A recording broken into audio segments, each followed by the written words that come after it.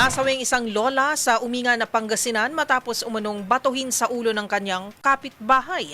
Yan at ang iba pang mga rumarapidong balita mula sa probinsya hatid ng iba't ibang istasyon sa ilalim ng MBC Media Group.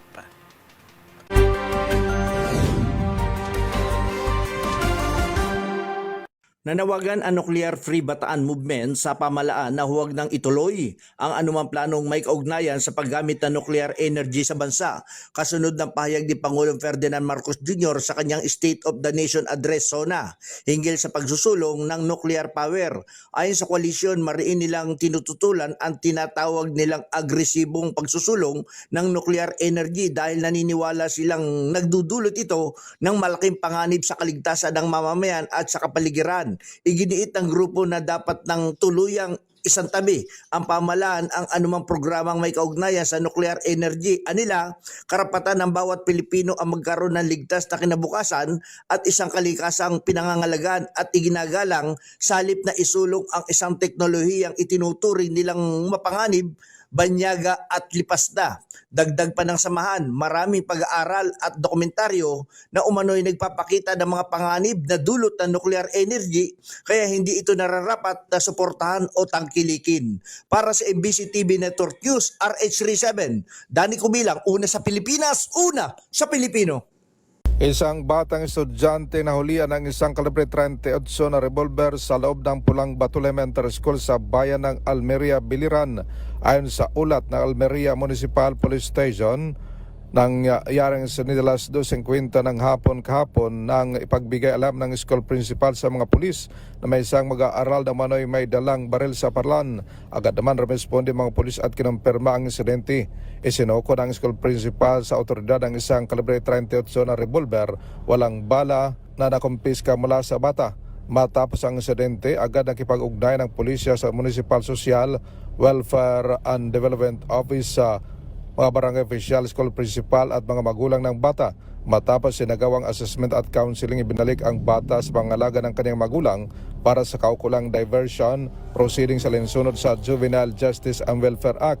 Samantala, dinala naman sa Almeria Municipal Police Station na kumpiskang baril para sa tamang dokumentasyon at disposisyon. Nanawagan Biliran Police Provincial Office sa publiko manatiling mapagmatyag at agad iulat sa pinangmalapit na himpilan ng pulisya ang anumang kahinahinalang aktibidad upang panatili ang kaligtasan sa mga paralan at komunidad. Para sa MBC Network News, ito si R32 Jimmy Angay-Angay para sa DZRH, una sa Pilipinas, una sa Pilipino. Nasawi ang isang 77 anyos na lola matapos sumanong tamaan ng bato sa noo sa Umingan, Pangasinan. Naganap ang insidente pasado alas 10 ng umaga sa bahay ng biktima sa barangay Kalitlitan ng nasabing bayan at base sa paunang investigasyon ng mga tauhan ni Chief of Police Major Jimmy Paningbatan, ang biktima ay nasa loob ng kanyang tahanan ng pagsisigawan ng suspek at nang ito'y dumungaw sa bintana, umano'y binato ng suspek na tinamaan sa noo ang biktima na bumagsak at nawala ng malay kaya agad isunugod sa Umingan Community Hospital ng kanyang pamilya. Subalit pasado alas 10 ng gabi tuluyan na itong pumanaw. Ayon sa investigasyon, may dati ng hindi pagkakanawa ng biktima at suspek. Naaresto ang lalaking suspek na ngayon nasa kustodiya ng Umingan Police Station para sa kaukulang disposisyon. Mula sa Action Radio Pangasinan para sa MBC TV Network News, ito si Freddy Fajardo, RH32 na sa Pilipinas, una sa Pilipino. 8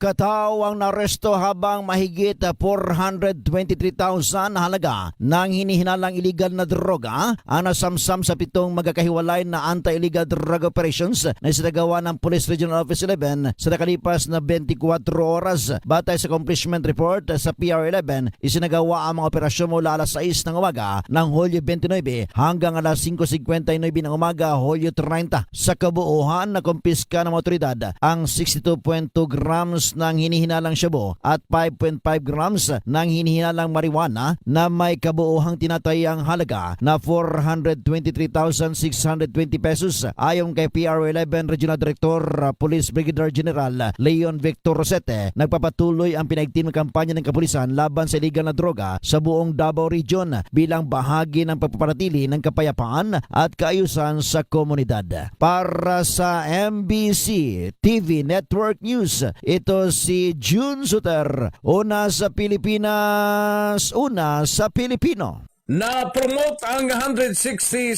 na mga police personnel ng Police Regional Office Negros Island Region o PRO-INAIR kung saan sa isinagawang simultaneous o-taking, dunning and pinning of ranks ng bagong promoted na mga PNP personnel sa Camp Alfredo Montelibano Sr. sa Barangay Estefania, lungsod ng Bacolod.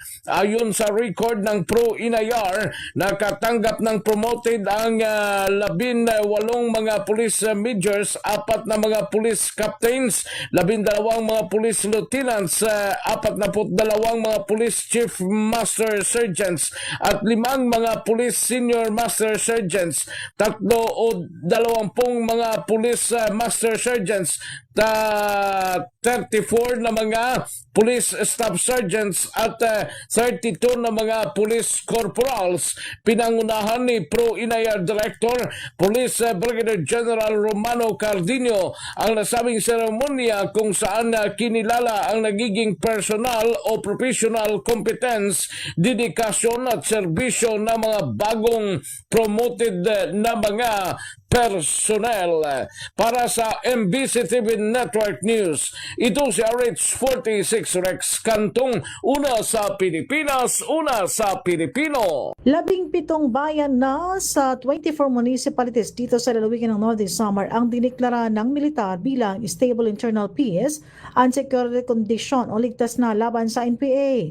Ang bayan ng Lapinig ng 2nd District ng Northern Samar ang panibagong naideklara. Pangatlong bayan ito ng 2nd District na idineklara bilang stable internal peace and security condition. Nauna na ang deklarasyon ng internal peace and security condition sa mga bayan ng Lawang, San Roque, Alin, San Jose, Rosario, Capul, Biri, San Vicente, Bayan ng Bubon, Mondragon, Lavisares, Victoria, San Isidro, San Antonio, Lope de Vega at Bayan ng Catarman, Northern Samar. Ayon kay Northern Samar Governor Harrison Chuan, ang matagumpay na deklarasyon dahil ito sa whole of the nation approach ng provincial government, local government units, DILG, armed forces at uniform personnel.